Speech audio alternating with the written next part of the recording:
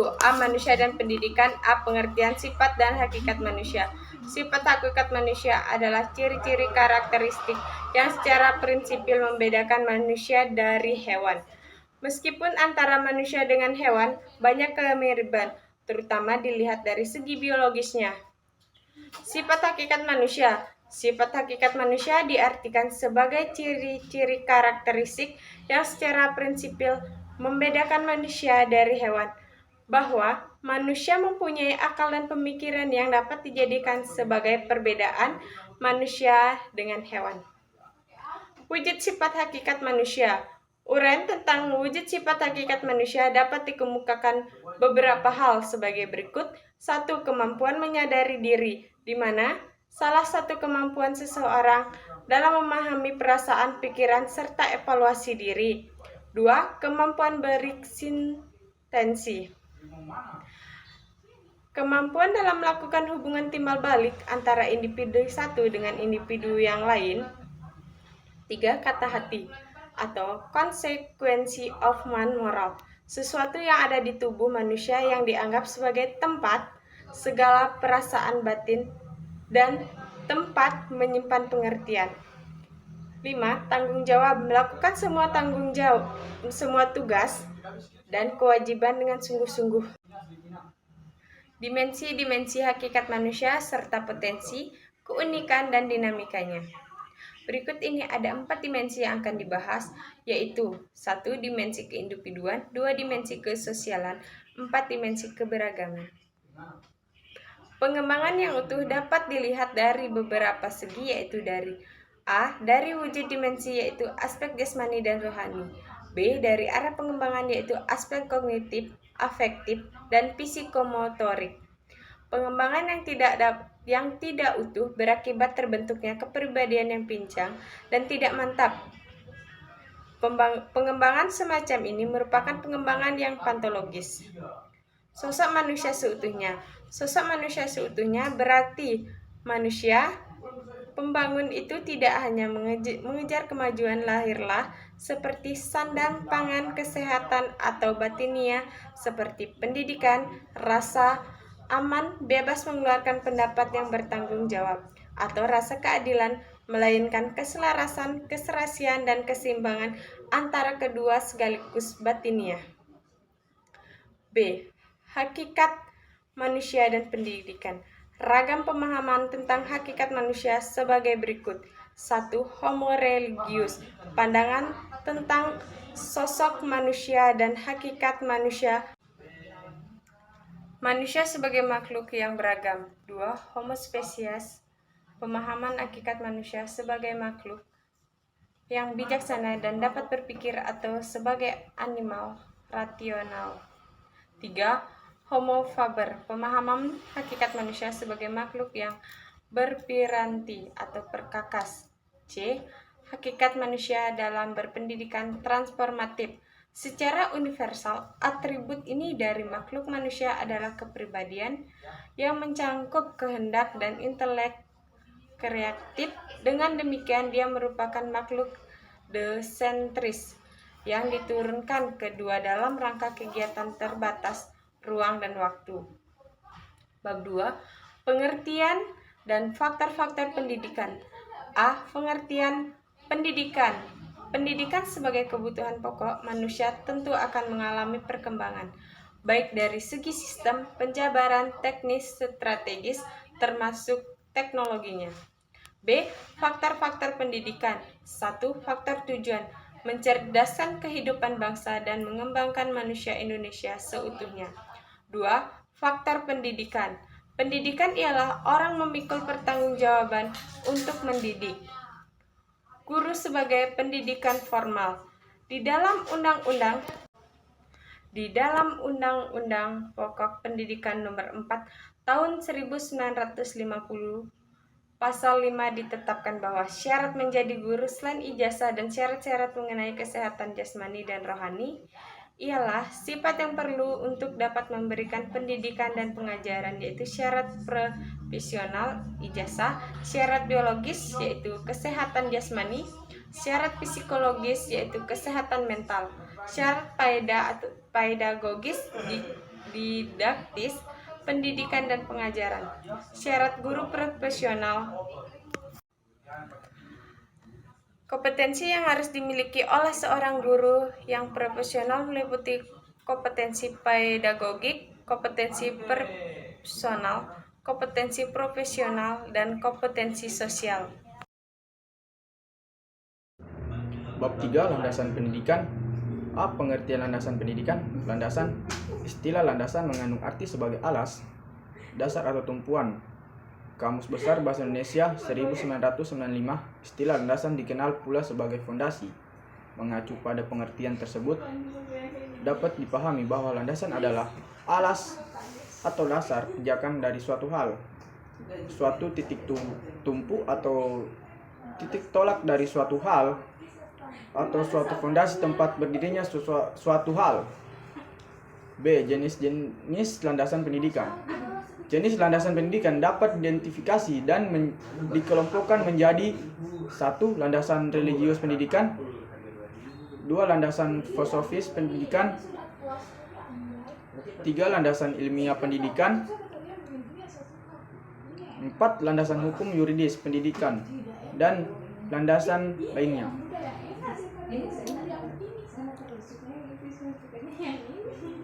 C. Fungsi landasan pendidikan.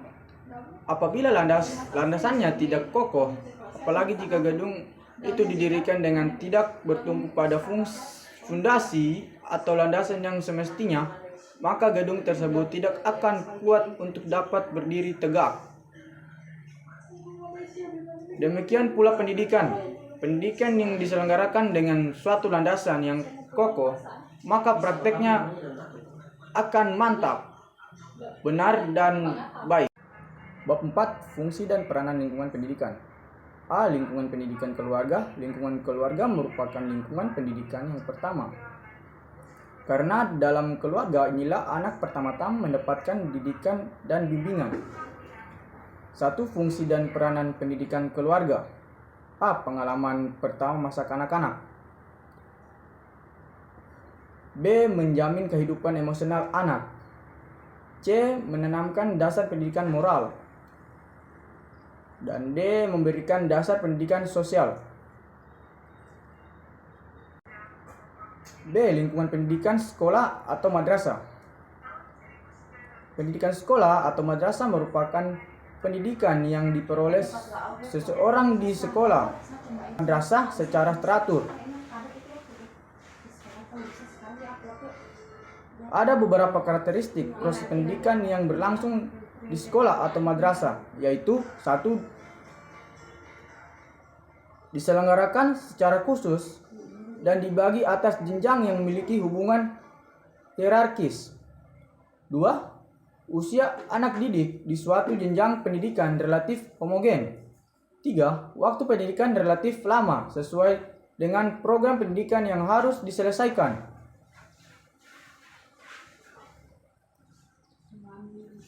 C. Lembaga pendidikan di masyarakat. Dalam pendidikan, masyarakat merupakan lingkungan ketiga setelah keluarga dan sekolah. Pendidikan yang dialami dalam masyarakat ini telah dimulai dari ketika anak-anak untuk beberapa waktu setelah lepas dari asuhan keluarga dan berada di luar pendidikan sekolah atau madrasah.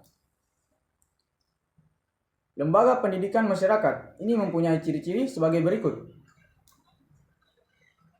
A. Diselenggarakan dengan sengaja di luar sekolah atau madrasah. B. Peserta umumnya mereka yang sudah tidak bersekolah atau drop out. C. Tidak mengenal jenjang dan program pendidikan untuk jangka pendek. Bab 5. Aliran-aliran dalam pendidikan. A.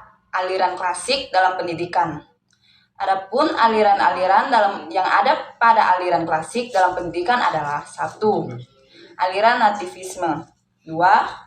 Aliran naturalisme, 3. Aliran empiris, 4. Aliran konvergensi. B.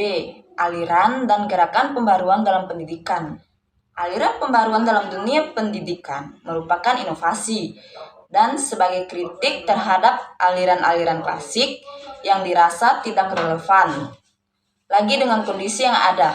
Aliran-aliran tersebut yaitu aliran progresivisme, aliran konstruktivisme, esensialisme, aliran perennialisme, serta beberapa tokoh yang mendukung aliran-aliran tersebut.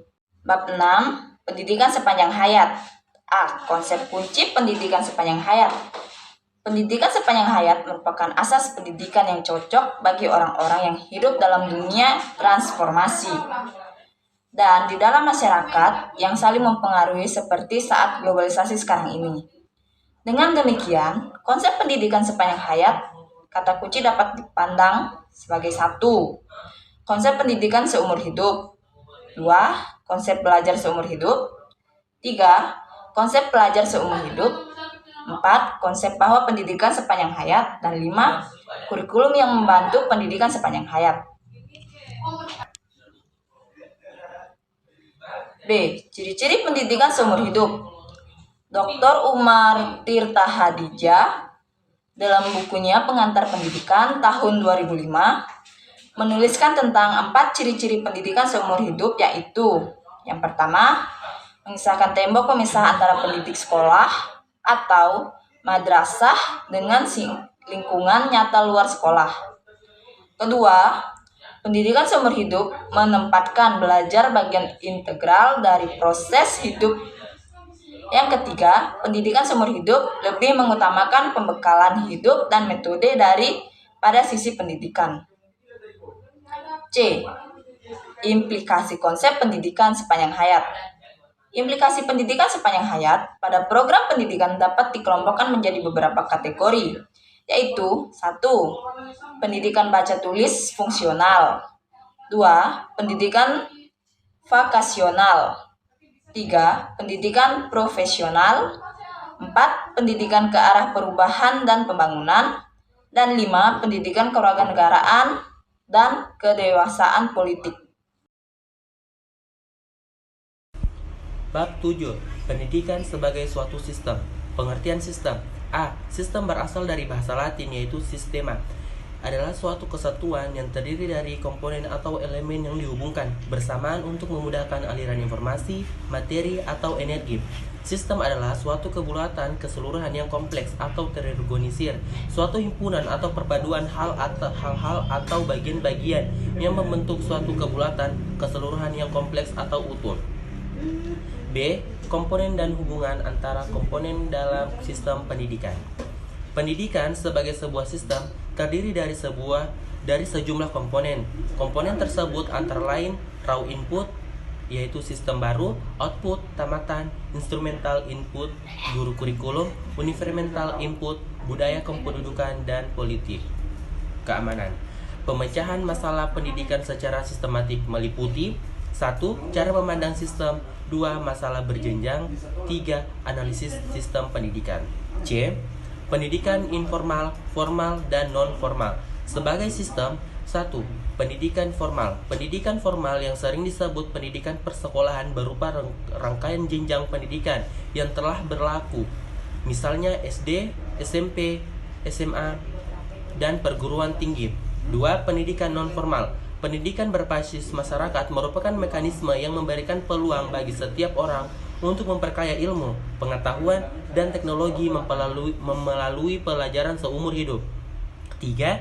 Pendidikan informal. Pendidikan luar sekolah adalah setiap kesepakatan di mana terdapat komunikasi yang teratur dan terarah di luar sekolah dan seseorang memperoleh informasi, pengetahuan, latihan, maupun bimbingan sesuai dengan usia dan kebutuhan kehidupan.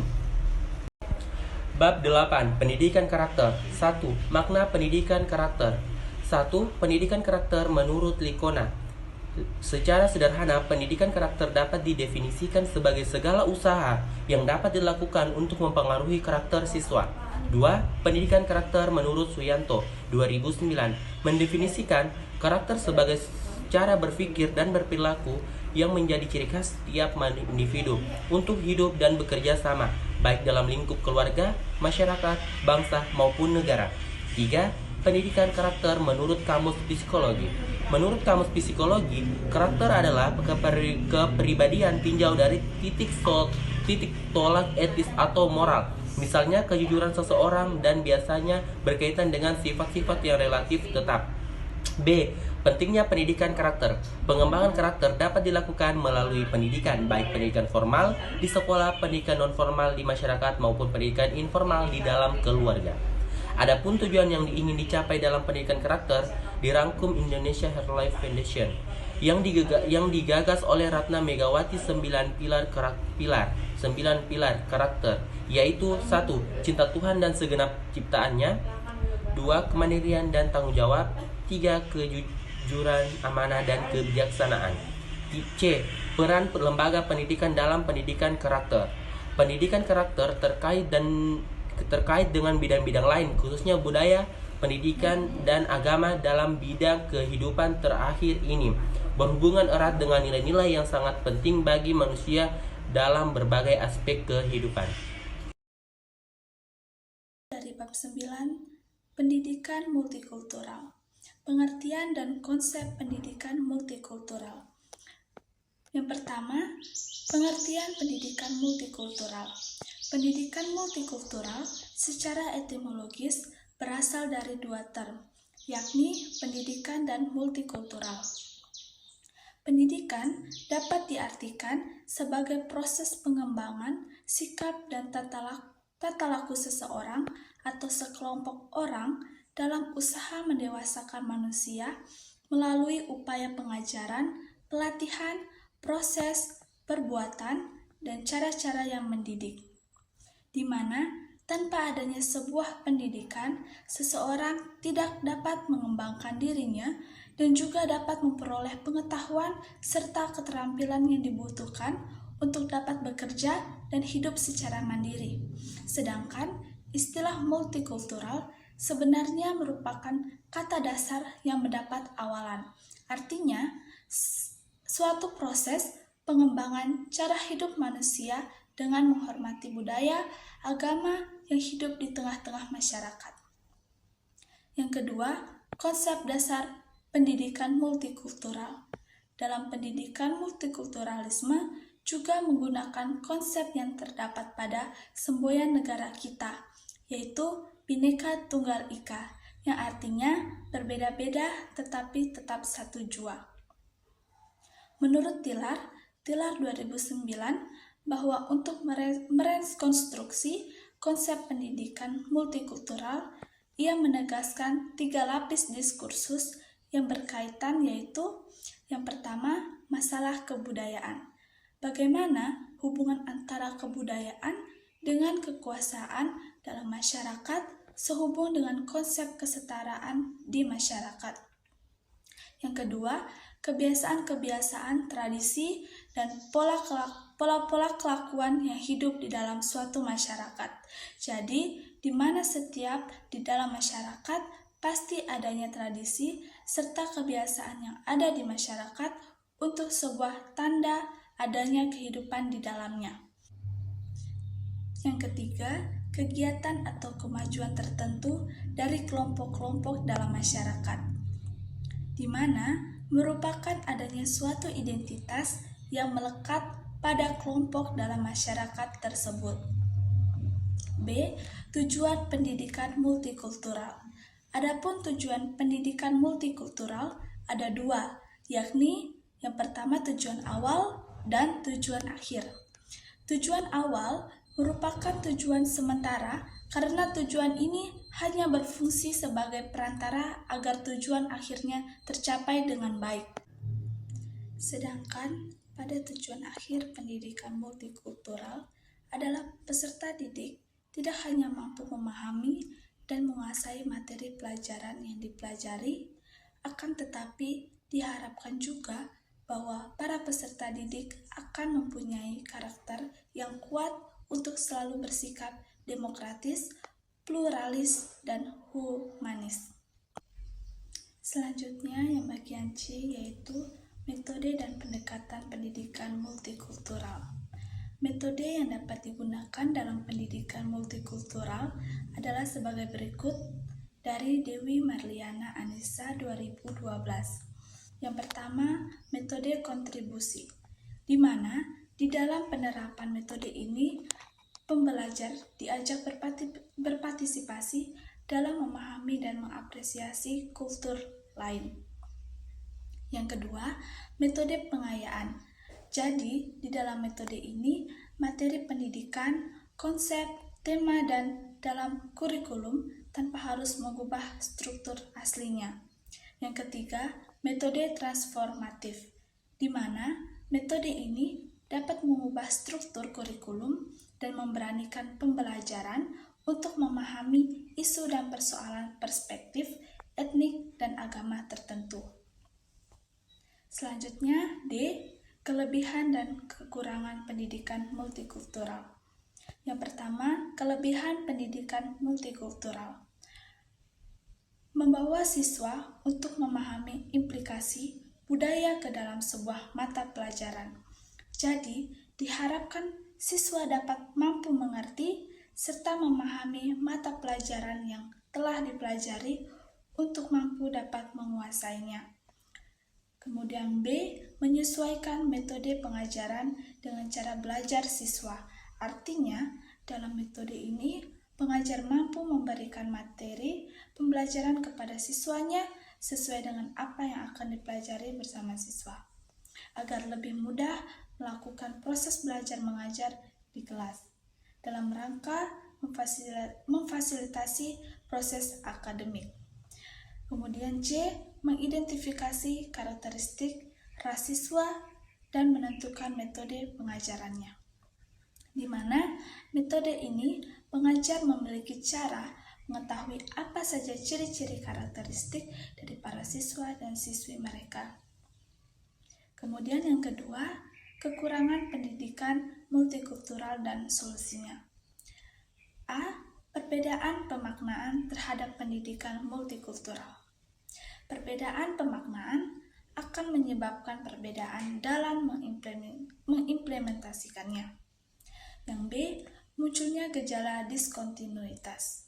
Pendidikan multikultural yang syarat dengan nilai-nilai kemanusiaan dan kebersamaan sering terjadi di diskontinuitas nilai budaya.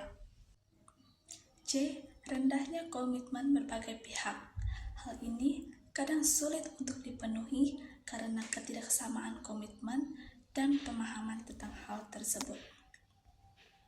Kemudian, bab 10, pendidikan dan pembangunan. A. Esensi pembangunan nasional. Pembangunan nasional merupakan kegiatan oleh pemerintah dengan tujuan untuk mensejahterakan rakyatnya. Sebagaimana disebutkan dalam UUD 1945, Indonesia adalah negara hukum yang demokratis. Sumitro Djodjohadikusumo menyatakan, pembangunan ekonomi berarti suatu proses perubahan struktural dalam perimbangan ekonomi yang dapat masyarakat di dalamnya. B. Esensi pendidikan nasional. Pendidikan nasional berfungsi untuk mengembangkan kemampuan dan membentuk watak serta peradaban bangsa yang bermartabat dalam rangka mencerdaskan kehidupan bangsa dan bermartabat dalam rangka mencerdaskan kehidupan bangsa. Selanjutnya, pola dasar masalah pembangunan pendidikan nasional adalah sebagai berikut. Yang pertama, masalah partisipasi pendidikan. Adapun masalah ini berkaitan dengan rasio atau perbandingan antara masukan pendidikan atau jumlah penduduk yang tertampung dalam satuan-satuan pendidikan. Yang kedua, masalah efisiensi pendidikan. Artinya, masalah ini berkenaan dengan proses pengubahan atau transformasi masukan produk input menjadi produk output. Yang ketiga, masalah efektivitas pendidikan. Artinya, masalah relevansi pendidikan ini dihasilkan pendidikan dengan kebutuhan masyarakat, baik sebagai tenaga kerja maupun sebagai pribadi dan anggota masyarakat. Selanjutnya C, esensi pembangunan dan pendidikan. Konotasi kata pembangunan oleh sebahagian besar orang diasosiasikan dengan pembangunan ekonomi dan industrinya yang selanjutnya diasosiasikan dengan dibangunnya pabrik-pabrik, jalanan, jembatan, sampai kepada pelabuhan, alat-alat transportasi, komunikasi, dan sejenisnya. Esensi pembangunan bertumpu dan berpangkal dari manusianya, bukan pada lingkungannya seperti perkembangan ekonomi sebagaimana telah ditemukakan.